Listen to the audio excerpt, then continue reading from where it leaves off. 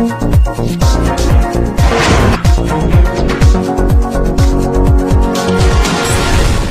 के सहयोगी दल और कैबिनेट मंत्री संजय निषाद ने एक बड़ा बयान दिया। उन्होंने मंच से ये बात कही कि 7 दरोगाओं को हाथ पैर तोड़वा के उनको गड्ढे में फेंक के तब यहाँ तक पहुंचा संजय निषाद, और उनके ऊपर हालांकि कोई कार्रवाई नहीं हुई है। लेकिन इस तरह के बयानों को किस तरह से देखते हैं जो पुलिस प्रशासन पर इस तरह की टिप्पणी कर रहे हैं? देखिए, ये भारतीय जनता पार्टी के जो सहयोगी या उनके लोग हैं, ये इनके अंदर इतना बड़बोलापन है। अब बड़बोलेपन में ये पूरी सरकार की भद्द पिटवाते हैं, पूरी सरकार ये ऐसी तैसी करते हैं। इस तरीके की भाषा एक सम्मानित मंत्री, सम्मानित पद पे बैठा हुआ व्यक्ति बोल रहा है। मैं समझता हूँ कि उसको योगी जी को संज्ञान लेना चाहिए और कार्रवाई करनी चाहिए। इसके पहले भी आप देखेंगे इन्हीं के कार्यकर्ता ने इनके ऊपर आरोप लगाया, धर्मात्मा निषाद ने, और वो अभी तक उस पर कुछ नहीं हुआ। जांच चल रही है और पूरी तरीके से मैं समझता हूँ कि ये सरकार में बैठे लोग ये असंवेदनशील हैं और जनता से कोई वास्ता नहीं। पुलिस इनके साथ इन्हीं के इशारे पर काम करती है। पुलिस वालों को सोचना चाहिए कि इनके इशारे पे काम करना है। इनके इशारे पर आप मुकदमे लिखते हैं, लाठी चलाते हैं, फर्जी इनकाउंटर ये करवाते हैं आपसे, और ये आपको ही गाली देते हैं, आपको ही प्रताड़ित करते हैं। अभी जिस तरीके की भाषा का इस्तेमाल किया, मुझे नहीं लगता कि इसके पहले किसी भी सरकार में मंत्री ने इस तरीके से पुलिस के ऊपर या प्रशासन के ऊपर इस तरीके की भाषा का इस्तेमाल किया है। मुझे लगता है कि ऐसे व्यक्ति को तत्काल योगी जी को कार्रवाई करनी चाहिए और संज्ञान में लेना चाहिए। एक और बड़ा अहम सवाल है सर, जिस तरह हिंसा को लेकर किस तरह से देखते हैं? देखिए, ये सब चीज़ें प्रायोजित हैं, जानबूझकर चीज़ें कराई जा रही हैं, जानबूझकर पहले इसको बढ़ावा दिया गया। बढ़ावा देने के बाद जब आग लग गई, कर्फ्यू लग गए, तमाम घटनाएं दुर्घटनाएं घट गई, तो अपने चेहरे को सेफ करने के लिए इस तरह की चीज़ें की जा रही हैं। ये पूरा प्रायोजित है।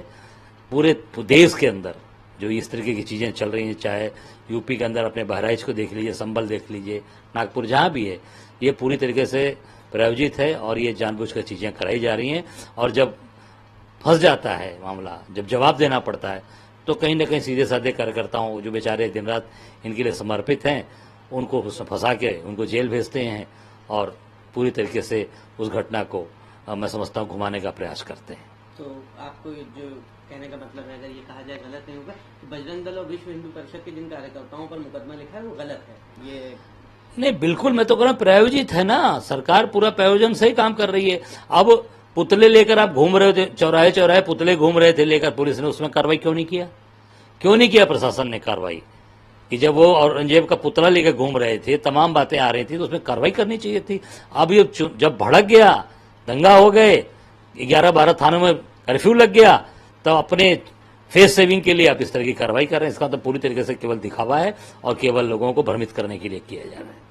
एक अहम सवाल है सर, नागपुर की घटना पर पूर्णिया से निर्दलीय सांसद पप्पू यादव ने कहा कि बजरंग दल या विश्व हिंदू परिषद दंगाई है, संविधान विरोधी, देश विरोधी, इंसान विरोधी, मानवता विरोधी है। इन लोगों पर आजीवन प्रतिबंध लगाया जाना चाहिए। देखिए, पप्पू जी ने जो बात कही है, मैं उसमें अपनी बात जोड़ना चाहूँगा कि ये तो जो मदर संगठन है इनका, मातृ संगठन जिसका मुख्यालय है वहाँ पर, उस पर ही प्रतिबंध लगना चाहिए।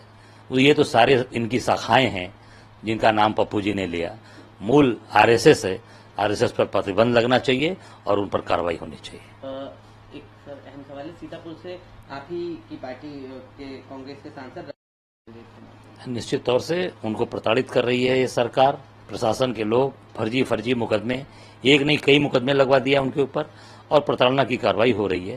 मैं तो नहीं कहना चाहूँगा कि वो बहादुर आदमी लड़ रहा है, पूरी हम सब लोग उनके साथ हैं। उनके मैं घर भी गया था, उनकी बीवी बच्चों से मिला, उनकी बहू से मिला, बेटी से मिला, माँ से मिला, सब लोग बहुत दुखी थे, पर हम लोगों ने उनको बल दिया है, ताकत दिया है। और निश्चित तौर से राकेश राठौर जी बाहर निकले हैं, अब सारी चीज़ें जनता के सामने बहुत ही, मैं समझता हूँ, तेजी से सारी सामने आ जाएंगी कि कौन सही है कौन गलत है। आखिरी सवाल है सर, संभल में जो शहीद हो गया है, कई संगठन कह रहे हैं उसमें हरे कलर को पोतने की बात हो रही है, तो दूसरा समुदाय कह रहा है कि नहीं, इसमें भगवा कलर पोता जाना चाहिए, या तो हरा भी ना पोता जाए। अब पुताई को लेकर के विवाद वहां पे आया। ये सरकार का काम ही यही है, कभी कब्र पर बात करेंगे, कभी पुताई पर बात करेंगे, तमाम इस तरीके की बातें, लोगों के खान पान भी कुछ दिन में बात होगी, अभी भी कुछ दिन में पहनावे पर बात हो रही थी। तो ये सरकार का यही काम है, रोजगार नहीं देना, काम नहीं देना, लोगों का भविष्य कैसे हो, पढ़ाई कैसे अच्छी हो बच्चों की, देश में रोजगार कैसे अच्छा मिले, उस पर काम नहीं है। कैसे चीज़ों को डाइवर्ट किया जाए, कैसे लोगों को बांटा जाए, और हिंदू मुसलमान में पूरे देश के अंदर एक माहौल खड़ा करके जिस तरीके की चीज़ें कर रहे हैं वो देश को बहुत पीछे ले जा रहे हैं, देश को खराब कर रहे हैं।